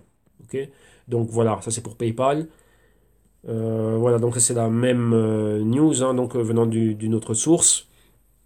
Et maintenant, on va où? On va en Allemagne. Et maintenant, un autre, bon, comment dirais-je, on a l'ancien CEO de Deutsche Telekom, Deutsche Telekom Amérique du Nord. Maintenant, qu'est-ce que lui il a fait? Il vient de lancer une nouvelle IPO dans tout ce qui est blockchain. Donc, vous voyez qu'il y a énormément de personnes qui sont en train de réellement de s'intéresser dans tout cela. Mais vous voyez qu'ici, il n'est pas passé par ce qu'on appelle une ICO. Ici, on passe par une IPO. Donc, la IPO, c'est quoi? C'est vraiment traditionnel, hein. Donc, sa IPO a été faite où? Au Canadian Securities Exchange. Et donc là, vous voyez, ça a été fait vraiment de manière comment dirais-je, hein, ça a vraiment été fait de manière traditionnelle, ainsi de suite. Et donc la compagnie Gover Media vient de se lancer en bourse, ainsi de suite. Et principalement, c'est quoi? Je vais venir travailler dans tout ce qui est blockchain et pas mal de choses. Et vous voyez que là, télécommunications, ça touche à tout ce qui est Internet. Donc il reste toujours dans, comment dirais-je, hein, dans la même industrie, dans le même secteur. Et maintenant, voilà, c'est pour aller plus loin. Et comme il dit bien ici, beyond Bitcoin, donc aller encore bien plus loin que le Bitcoin avec les capacités et toutes les promesses, comment dirais-je, que nous ramène le blockchain, la technologie blockchain. Ok. Donc voilà, maintenant on reste dans ces grosses institutions et là, oui, on va à Daimler. Donc Daimler, c'est la compagnie parente de Mercedes-Benz. Donc la marque la plus connue de Daimler, c'est Mercedes-Benz. Et ils ont Smart aussi et pas mal de choses. Et maintenant quoi? Ici, ils ont un programme de reward, donc de récompense pour tous leurs conducteurs, enfin pour tous les conducteurs qui sont éco-friendly. Donc, qu'est-ce que ça veut dire? Vous avez une Daimler, donc vous avez une Mercedes, imaginez-vous, donc vous avez votre joli modèle Mercedes. Dans votre Mercedes, il y a un chip. Et ce chip collecte des datas, mais des datas sur quoi? Sur votre manière de conduire. Donc, si votre conduite est efficiente et on va dire éco-friendly, et par rapport à cela, il y a un wallet qui est créé à travers Daimler, donc Mercedes, qui déjà en collectant vos données de conduction, vous récompense avec des bons points, mais là, vous êtes récompensé en forme de quoi? De coin. Donc ça peut être une Daimler coin, une Benz coin, une Mercedes coin, on n'en sait rien, mais ça va être ça. Donc ça, c'est quelque chose qu'ils avaient déjà annoncé hein, il y a pas mal de temps. Et maintenant, qu'est-ce qui se passe? Maintenant, ça va passer à une autre phase. Donc, on va voir exactement qu'est-ce qui va se passer réellement avec ça. Pourquoi? Pour voir après comment ils vont continuer à développer exactement ce côté coin, récompense. Et si après ces coins si après ces coins, vous voyez comme on dit ici, hein, donc ça va s'appeler MobiCoin. Si ce MobiCoin peut être transféré en fiat, donc c'est-à-dire j'ai mon MobiCoin, est-ce qu'après je peux l'échanger contre des euros ou contre du dollar? Ok? Et donc, c'est ça. Donc là, comme vous voyez, là maintenant, on termine ici sur quoi? Sur la note que le blockchain intéresse beaucoup les automakers, donc les fabricants automobiles majors, donc BMW, Volkswagen, et ainsi de suite. Et vous voyez qu'il y a eu pas mal de partenariats comme avec VeChain pour tout ce qui est, rappelez-vous, hein, la chaîne d'approvisionnement et ainsi de suite. Il y a eu Porsche aussi, donc Porsche c'est du groupe Volkswagen. Et comme vous voyez encore, qu'est-ce qu'il y a? Volkswagen aussi avec la fondation IOTA à travers Robert Bosch Venture Capitalist. Donc là, il y a énormément de choses qui sont en train de se passer. Et donc, vous voyez que là, le secteur automobile, boum, enfin, le secteur, enfin, c'est son secteur des biens de consommation et de l'industrie automobile, pardon, réellement, il y a un gros boom. Donc là, comme j'en parlais aussi avec pas mal de partenaires et mes insiders ici, je suis en train de générer des idées autour du IOTA et toutes ces choses-là au niveau du secteur automobile, l'industrie automobile, pardon, c'est super, super intéressant. Et maintenant avec le V-Chain aussi, vu qu'ils sont aussi là pour tout ce qui est la contrefaçon, donc ça va toucher aussi aux biens de consommation, à tout ce secteur, donc avec les vêtements, les sacs, ainsi de suite, donc c'est pas mal ça. Surtout pour tout ce qui est le luxe, donc les Louis Vuitton et des trucs pareils. Et maintenant, on va terminer avec quoi? On va parler un peu de l'impact et de la perturbation que génèrent les cryptos et le blockchain dans le monde, dans le secteur financier. Donc tout ce qui est fintech. Et ici, il y a un ancien de Wall Street qui maintenant gère son propre fonds et leur fonds est fortement exposé à tout ce qui est crypto. Donc ils ont des holdings en crypto, ils ont des holdings et ils tradent les cryptos aussi. Et ils ont aussi quoi? Ils sont fortement investis dans tout ce qui est compagnie qui développe le blockchain, donc des startups et ainsi de suite et tout bazar. Donc voilà. Donc là, en gros, il est en train de parler de cela. Et comme on dit, de next big bet. Donc est-ce que vraiment les cryptos, ça va vraiment être la prochaine grande chose à faire un grand boom? Rappelez-vous, on est dans une phase de support, mais est-ce qu'il va y avoir ce boom? Et lui, il explique que ce boom, il va arriver. Pourquoi? Parce que maintenant, Wall Street vient. Maintenant, tous ceux qui sont de Wall Street viennent avec du capital en masse. Donc déjà, eux, ils sont en train de le faire. Et rappelez-vous, ce sont des fonds qui ont des milliards. Et donc là, ils vont venir, et lorsque eux vont venir, ils vont commencer à injecter de l'argent dans les différents projets qu'il y a. Et là, on va commencer à voir les choses qui montent. Donc rappelez-vous, maintenant, c'est une période fondamentale. Ce genre de personnes n'opèrent pas sur base d'émotion, n'opèrent pas sur base de buzz, n'opèrent pas sur base parce que Robert, qui est l'hyper-YouTuber qui a un blog ici, a dit du bien de tel ou tel crypto. Non, ils vont sur base fondamentale. Ils vont regarder, rappelez-vous ce que je vous ai dit, les pénétrations verticales et les horizontales, comme ce que vous avez vu avec le IOTA, donc ce qu'on a vu dans les articles précédents. Vous voyez des compagnies comme PayPal, ainsi de suite, ils vont regarder ce que les compagnies établies sont déjà en train de faire, les acquisitions qu'ils vont faire, les investissements qu'ils sont en train de faire. Et donc là, après, on va voir l'argent être dispatché dans les projets réellement les plus intéressants. OK? Donc là, voilà. Donc super super intéressant. Je vous conseille réellement cette vidéo parce que comme il dit, il balance des perles, hein, réellement.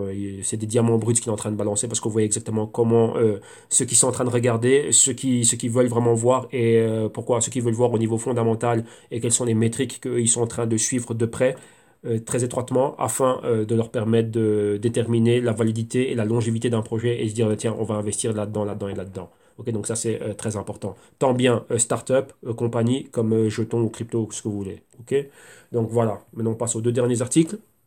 Maintenant ici on va regarder le vice-président de JP Morgan, c'est notre Pinto. Et là ils étaient où? Ils étaient à Paris. Et là maintenant ben, il parle d'une correction en gros hein, dans tous les marchés financiers, mais spécialement, rappelez-vous, j'en avais parlé dans une des vidéos où on parlait de la relation entre, on va dire, Nasdaq, Dow Jones et crypto et ainsi de suite, que les cryptos ont 2 mois, enfin principalement le Bitcoin, c'est 2 mois d'avance sur les bourses classiques. Pourquoi? Les cryptos ne ferment pas, c'est 24 sur 24, 7 sur 7, et les marchés, eux, ferment à une certaine heure, et les week-ends, c'est fermé. Mais ici, à la fin, il est en train de parler fortement de tout ce qui est crypto. Rappelez-vous, JP Morgan a sa propre infrastructure blockchain privée qui a été créée sur l'Ethereum blockchain et ils utilisent le Zero Knowledge Layer qui est une des technologies qui a été développée par Zcash pour tout ce qui est la privacité. Ok, donc voilà, donc c'est très très très important. Donc là, j'en ai parlé dans la vidéo du jeudi sur les Zcash. Et donc là, que je dise pas de bêtises, à la moitié de la vidéo, après, il parle de tout ce qui est crypto, Bitcoin, et ainsi de suite. Donc très intéressant ce qu'il a à dire, hein. Donc leur positionnement à eux-mêmes et ce qu'ils sont en train de voir. Et aussi, vous voyez, comme Goldman Sachs, ils cherchent à acquérir des startups et des compagnies qui sont en train, eux, de développer réellement tout ce qui est blockchain. Vous voyez que Goldman Sachs avait acquéri Circle, qui Circle lui a acquéri Poloniex. Et ben, JP Morgan est en train de faire exactement la même chose. Ok. Et maintenant, continuons, et là je vous laisse avec une émission Crypto Trader, donc ça c'est de CNBC Afrique du Sud, et donc là c'est un ancien broker trader qui présente ça en partenariat, je pense que c'est sponsorisé par eToro et Element, et là maintenant qu'est-ce qu'ils sont? Ils reviennent un peu sur la semaine de crash que l'on a vu, enfin crash, donc cette forte baisse que l'on a vue, hein. Donc c'était une semaine vraiment dans le rouge hein, pour toutes les cryptos, et aussi il fait des super super interviews, et il parle de, si je me dis pas de bêtises, c'est Tezos ou Trezos ou un truc pareil, oui, je pense que c'est Tezos, et là, ce serait, on va dire, le premier stock exchange décentralisé, donc un Wall Street décentralisé qui va être lancé. Et quelle est la personne qui est derrière? C'est Monsieur Patrick Byrne qui est la personne. C'est, je pense, que c'était le premier marchand qui avait une espèce de eBay, de Amazon online, overstock.com, qui avait commencé à accepter les cryptos et qui lui-même a investi dans les cryptos. Et on va dans T0, pardon, pas Tezos, c'est T0, qui va être le premier exchange décentralisé. Et donc là, il y a une interview de ce monsieur en fin d'émission. Je pense que dans les 5-10 dernières minutes, c'est monsieur Patrick Byrne qui intervient et il parle réellement de tout l'écosystème crypto, du Bitcoin, blockchain, ainsi de suite, et du pourquoi, du comment l'avenir est dans le blockchain et principalement pour la bourse, que la bourse classique, donc Wall Street, va finir et que tout va être décentralisé par après. Donc voilà, donc avec des projets similaires à ce qu'est en train de faire Reggie Middleton avec Veritasium et ainsi de suite et tout ça. Mais l'émission est super super intéressante et donc voilà. Ok, donc c'est tout pour cette semaine. Donc rappelez-vous, hein, tous les articles, vous les aurez tous dans la description de vidéo ici plus bas. Et vous allez aussi pouvoir retrouver la vidéo directement en archive, bien sûr, dans notre page YouTube. Et aussi ici au www.jitume.com. Donc là, vous allez avoir la vidéo et comme beaucoup d'autres. Ok, donc là maintenant, je reviens en rappel de ce que j'ai dit en début d'émission. C'est que maintenant, on va changer, on va maintenir le même format. Donc il y aura toujours les trading time, donc les crypto trading day, ils vont toujours être on va les maintenir, sauf que maintenant on va regrouper les cryptos par catégorie. Donc vous voyez, le dimanche, c'est le bit dimanche, ça n'a pas changé, c'est la journée Bitcoin. Lundi, on va faire Ethereum et tous ces compétiteurs, donc principalement, donc on va en prendre quatre, hein, donc Ethereum et trois autres qui sont en train d'être en compétition avec lui au niveau des dApps, donc des applications décentralisées. Vous voyez ici on faisait Ethereum et Dash, mais Dash c'est plutôt un compétiteur du Bitcoin. Donc on va prendre le BitDay, lundi on va faire Ethereum et ses compétiteurs, donc Cardano, Neo, EOS et ainsi de suite. Et on va dire que mardi ça va être Litecoin, Dash, Zcash, Monero. Vous voyez qu'ils sont vraiment en compétition avec le Bitcoin, mais on va dire que ce sont les quatre prétendants qui arrivent juste après. Et ensuite, bon, on va remettre vous voyez, on va remettre un peu d'ordre dans tout ça, hein. Donc là, ça va être un peu plus je veux dire, logique pour moi et mieux au niveau du suivi. Pourquoi? Ben, comme ça, on va voir des bagarres directes, hein, des compétitions directes. OK? Donc voilà, donc vous savez bien que vous pouvez retrouver les services et les solutions au www.jitume.com. Et là, on en reparlera bien plus demain. OK? Donc voilà, voilà. Donc là, c'est tout ici pour ce crypto rapport. Donc c'est la deuxième fois que j'enregistre parce que Internet faisait des siennes et il y a eu un problème ici. Donc voilà, là maintenant, croisons les doigts, c'est dans la boîte, donc je ne vais pas traîner trop longtemps. Un grand merci, vous passez un bon samedi, excellent week-end et on se retrouve demain dimanche pour le Beat Dimanche maintenant. Ok, allez, bye bye, bonne journée.